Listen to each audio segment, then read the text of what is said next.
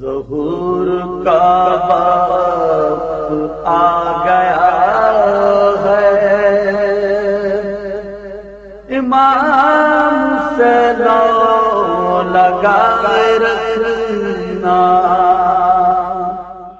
اعوذ باللہ من الشیطان الرجیم، بسم اللہ الرحمن الرحیم، الحمد للہ رب العالمین، والصلاة والسلام علی اشرف الانبیاء والمرسلین وعلی اہل بیتہ الطیبین الطاہرین واللعنۃ الدائمۃ علی اعدائہم اجمعین من یوم ظلمہم وعداوتہم الی یوم الدین، اما بعد، بسم اللہ الرحمن الرحیم۔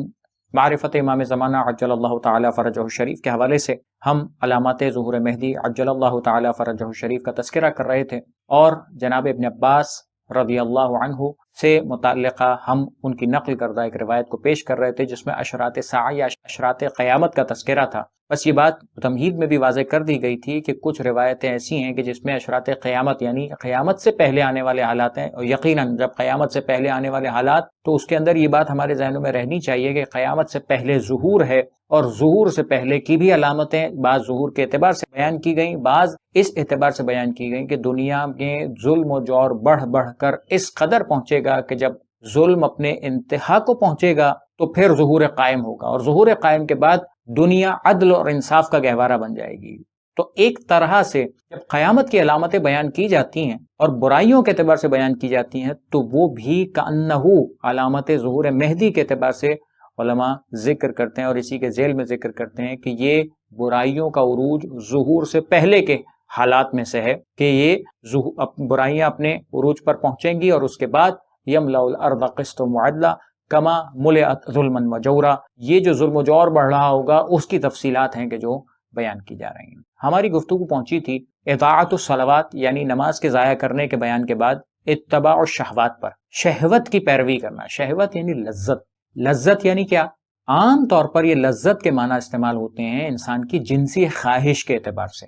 جب جنسی خواہش انسان کی بیدار ہوتی، چاہے مرد ہو چاہے عورت ہو، یعنی جینڈر سے فرق نہیں پڑتا، میل ہو یا فیمیل، اب اس خواہش کو عام طور پر شہوت کا لفظ استعمال کیا جاتا ہے، لیکن یہ شہوت کا لفظ اور بھی معنی میں استعمال ہوتا ہے کہ جہاں انسان کی دیگر لذتیں، مثلا انسان شہرت چاہتا ہے، لذت ہے انسان کی، حکومت چاہتا ہے، یہ لذت محسوس کرتا ہے، یہ انسان کی خواہشات ہیں۔ اور اسی کے بعد ایک لفظ ہے جس کو ابھی شامل کر لوں تاکہ بات اور واضح ہو جائے، وَالْمَيْلَ إِلَى الْأَهْوَاءِ، اپنی خواہشات کے پیچھے مائل ہوں گے، جھکے ہوئے، مائل کہتے ہیں جھکے ہوئے کو، یعنی مثال کے طور پر درخت سیدھا کھڑا ہوا ہے، فرض کریں درخت کا تنا کمزور ہو گیا تو کیا ہوتا ہے؟ وہ درخت جھک جاتا ہے۔ جب وہ درخت جھک جاتا ہے اس کو کہتے ہیں، مثال کے طور پہ دائیں طرف مائل ہو گیا۔ مثلا کوئی لکڑی کھڑی ہوئی ہے، آپ نے سیدھی رکھی، نمی آ گئی اس کے اندر، وہ لکڑی مائل ہو گئی۔ مثلا کوئی اور چیز ہے جو ایک طرف کو جھک جاتی ہے، کہتے ہیں میلان، جھکاؤ۔ بس میل الی الاہوا یعنی خواہشات کی طرف جھک جانا۔ انسان کو پروردگار عالم نے آزاد پیدا کیا،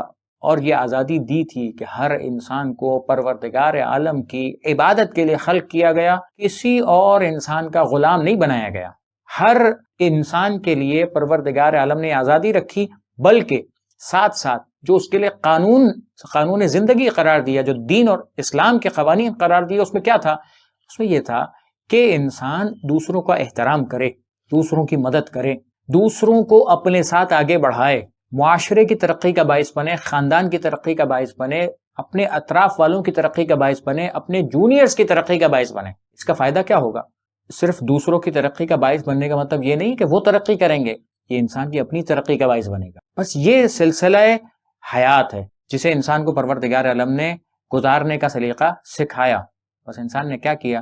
فرمایا جا رہا ہے کہ قیامت سے پہلے ایسا ہوگا، یعنی ہر انسان اپنی خواہش پہ چلے گا۔ خدا نے کہا ایسا کرو تو فائدہ ہوگا، اسے وہ سمجھ میں نہیں آ رہا۔ اپنی شہوتوں کے پیچھے جائے گا، اسے یہ سمجھ میں نہیں آ رہا کہ میرا یہ کام کتنوں کو نقصان دے گا، کہ کتنا معاشرے کو تباہ کرے گا، وہ نہیں سمجھ میں آتا۔ بس صرف اپنی خواہش پر نہیں چلنا، اپنی شہوتوں کے پیچھے نہیں جانا، اپنی حکومتوں کے پیچھے نہیں جانا، اپنی لذتوں کے پیچھے نہیں جانا، بلکہ حکم پروردگار کی پیروی کرنی ہے۔ تو فرمایا گیا کہ یہاں پر اتباع الشہوات یعنی معاشرہ اپنی شہوتوں کے پیچھے چل رہا ہو، چونکہ اس کی خواہش، اس کی شہوت، اس کی لذت اس میں پوری ہو رہی ہے تو وہ کام کرے گا۔ بس یہی وہ ڈس بیلنسنگ ہے کہ جو معاشرے میں اس ایک لفظ سے سمجھی جا سکتی ہے کہ جب انسان اپنی لذتوں کے پیچھے جاتا ہے، اپنی خواہشات کے پیچھے جائے گا تو پھر معاشرہ کبھی بھی نہیں سدھر پائے گا۔ ایک کشتی کو چلانے کے لیے اگر مثال کے طور پر میں اس کشتی کی بات کر رہا ہوں جسے ہاتھ سے چپوؤں سے چلایا جاتا تھا، اگر مثال کے طور پر چپو چلانے والا ہر شخص فرض کر لے 5 اس طرف بیٹھے 5 اس طرف بیٹھے، ہر شخص اگر اپنی مرضی سے چپو چلائے گا تو یہ کشتی جائے گی کہاں؟ ایک آگے سے پیچھے کھینچ رہا ہے، دوسرا پیچھے سے آگے کھینچ رہا ہے، تیسرا اسے دائیں سے بائیں لے جا رہا ہے، چوتھا اسے بائیں سے دائیں لے جانے کی کوشش کر رہا ہے۔ اب یہ جو جنگ ہو رہی ہے اس میں کشتی کبھی بھی آگے نہیں بڑھے گی، بلکہ آگے بڑھنا تو درکنار، اس کشتی کے ڈوبنے کے امکانات بڑھنے شروع ہو جائیں گے۔ یعنی چونکہ پانی کا ایک بہاؤ ہے، کشتی کا ایک اپنا فزیک ہے، اس فزیک میں جب اسے ڈائریکشن نہیں ملے گی اور یہ ڈائریکشنز ڈسٹرب ہوں گی، نتیجہ یہ ہے کہ یہ کشتی جب اپنے بہاؤ پر نہیں چلے گی تو نتیجہ یہی نکلنا ہے کہ وہ کشتی پھر ڈوبنے کے زیادہ قریب ہے۔ معاشرہ بھی ایسا ہی ہے، پروردگار کے دیے ہوئے قانون پر نہیں چلے گا تو یہ معاشرہ ڈوبے گا، شیطان کی پرستش کرنے والا بنے گا، اور اس معاشرے کے اندر سوائے تباہی و بربادی کے اور کسی چیز کی امید نہیں رکھی جا سکتی۔ گفتگو کا سلسلہ جاری رہے گا۔ وآخر دعوانا ان الحمدللہ رب العالمین۔ امام سے لو لگائے رکھنا